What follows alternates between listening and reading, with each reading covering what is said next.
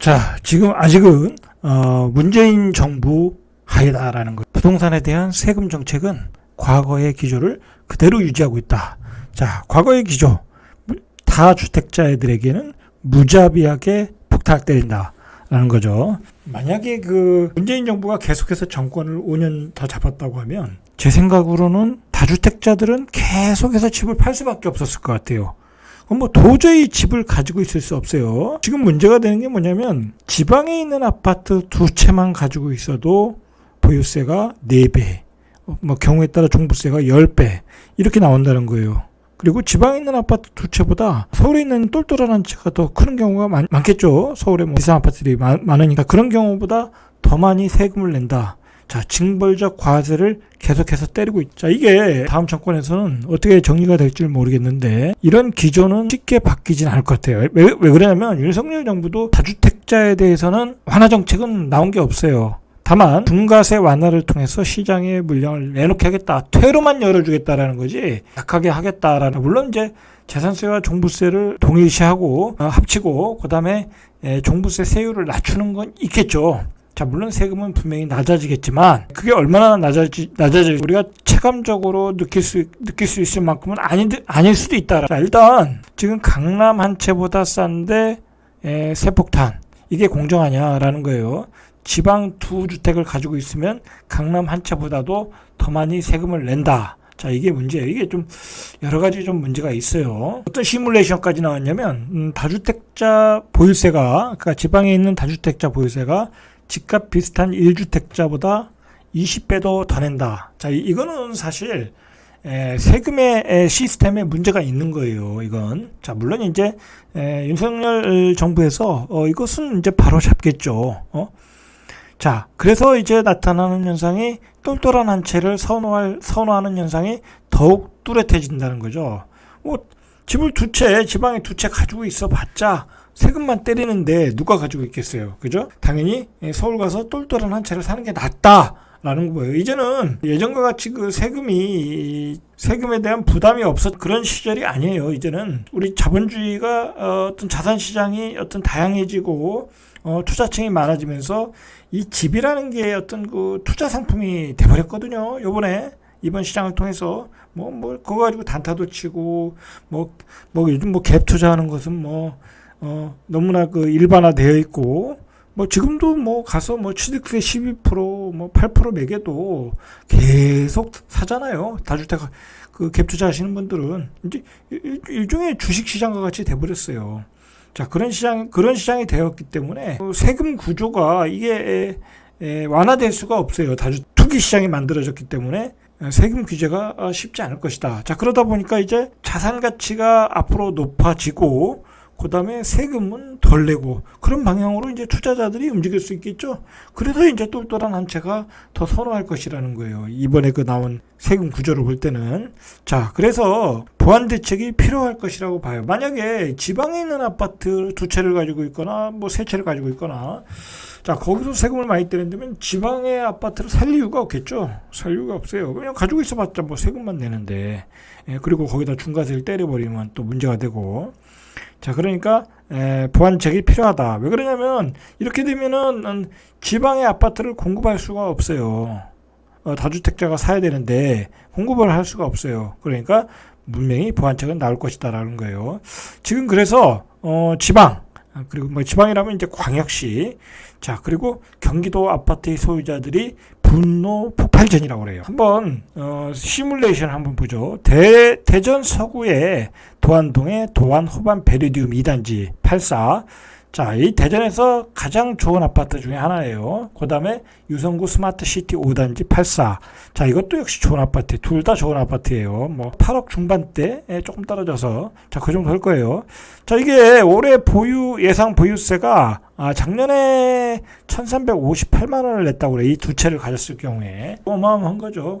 근데 올해 거의 이거 80% 올랐나요? 2100만 원 정도. 자, 2100만 원 정도. 그러면 이 2 아파트를 가진 사람이 돈이 많아서 가졌다고 볼 수는 없겠죠. 이게 다 갭 투자로 들어갔을 거니까. 또 예전에 싸게 들어갔을 경우에는 또 갭 투자가 충분히 됐으니까. 자, 그러면 그 사람은 연봉 한 5천 받는데 보유세를 2천만 원 내야 돼. 2,100만 원 내야 돼. 못 견디겠죠? 못 견디는 거예요, 이렇게 되면.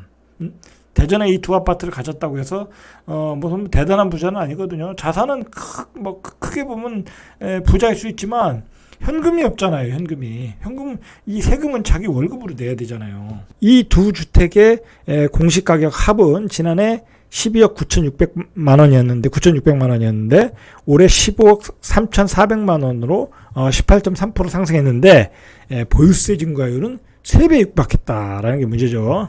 부산의 경우를 한번 볼게요. 자, 부산은 강서구 명지동에 더샵 퍼스트 월드 3단지 84, 자, 연제구에 거제 센트럴자이 84, 자, 이 두 아파트를 보유했을 때 보유세가 작년에 680만 원이었다고 그래요. 자, 그런데 올해 995만 원, 46%가 올랐다고 그래요. 자, 이러니까 이거 지방에서 난리 났겠죠?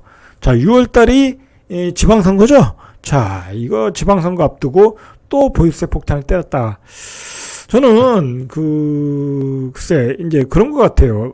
이게 뭐 다주택자라는 것은 지방에도 그렇게 많지 않으니까 뭐 이렇게 때려도 별 문제가 없지 않겠냐. 뭐 그렇게 지금의 그 문재인 정부는 그렇게 생각을 하고 있는 것 같아요. 자, 뭐 어쨌든 징벌적 과세로 때리고 있다라고 보시면 되겠죠.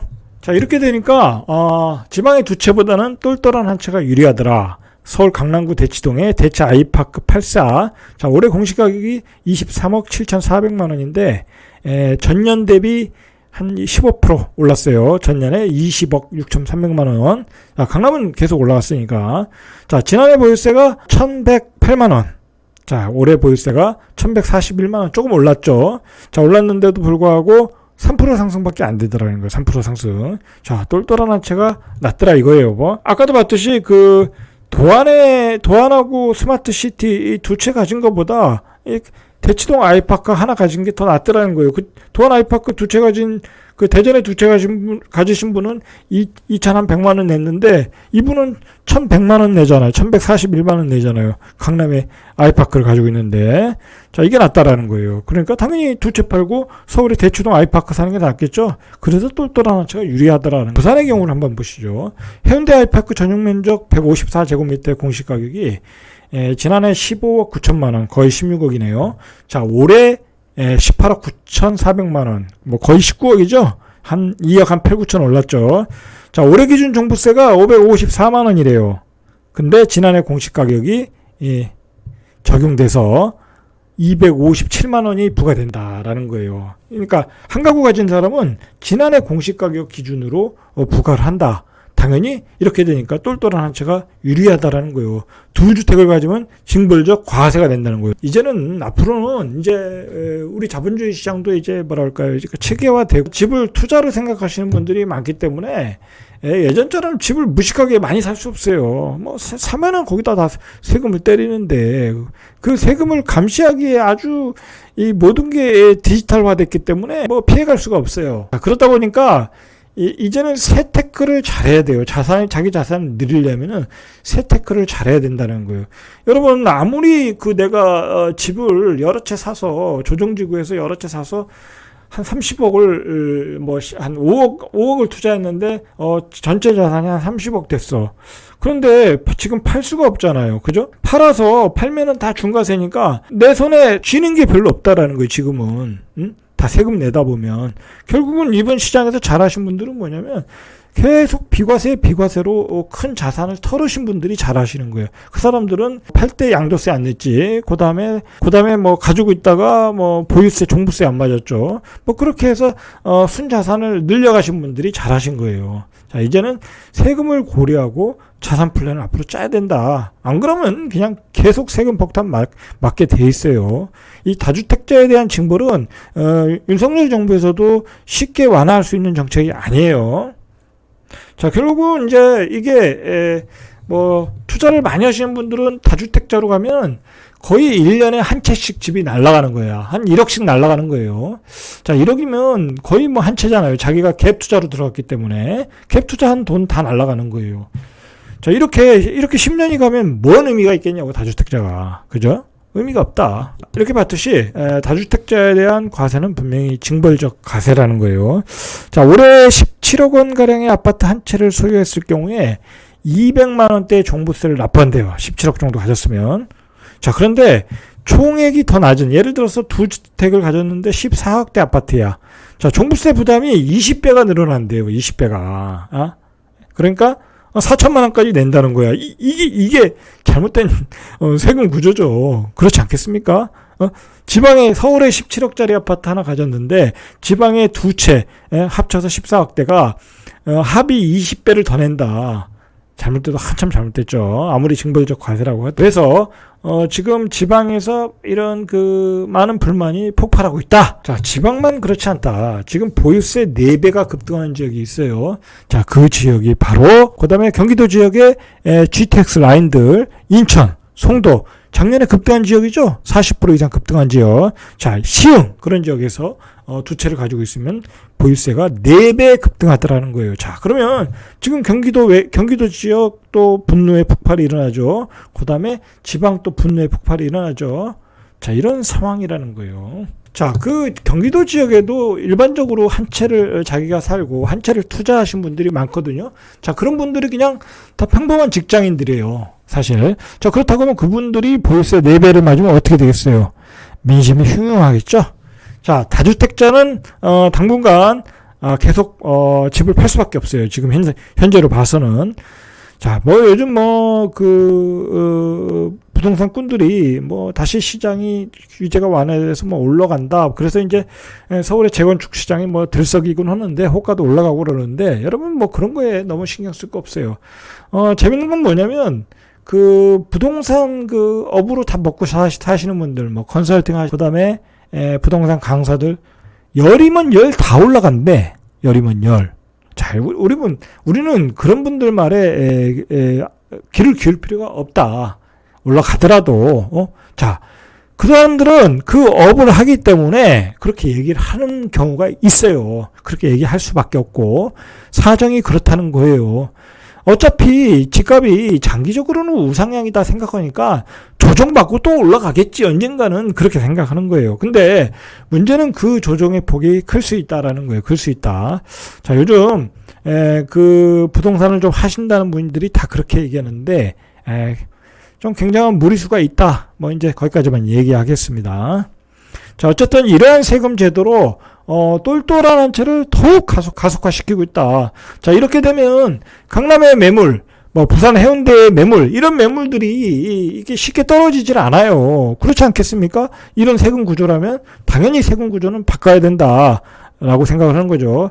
자, 그리고 지방에 대한, 경기도 외곽에 대한 이주택자에 대한 징벌적 과세가 계속되면 이 지역에 전세 공급이 안 될 수도 있어요. 이 다주택자라는 거는 어떻게 보면 공급의 중간다리 역할을 해주는 거예요. 이 사람들이 새로 미분양 난 걸 산다든지 그래가지고 그걸 전세 시장에 내놓잖아요. 그래서 가격이 어느 정도 오르면 그걸 또 실수요자한테 팔고 그런 순환 구조는 어느 정도 유지가 돼야 된다라는 거예요. 이게 지방에까지 이런 잘못된 과세를 만들어서 징벌적 과세를 한다는 것은 전세 공급 시장에 큰 무리가 줄 수가 있고 장기적으로는 지방의 집값도 올라갈 수가 있어요. 이런 잘못된 제도로 인해서. 자, 오늘은 여기까지 이상 절대값TV의 명품 PD 한 PD였습니다.